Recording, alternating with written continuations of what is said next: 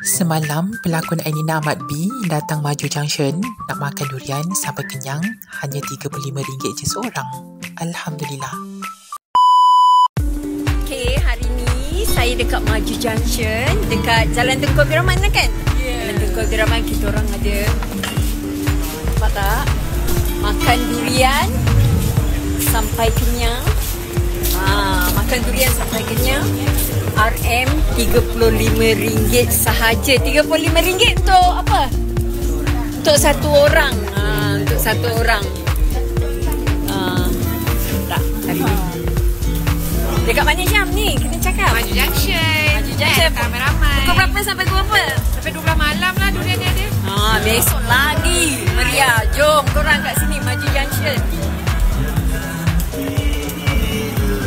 Seorang hanya RM35 sahaja. Okay? Bye.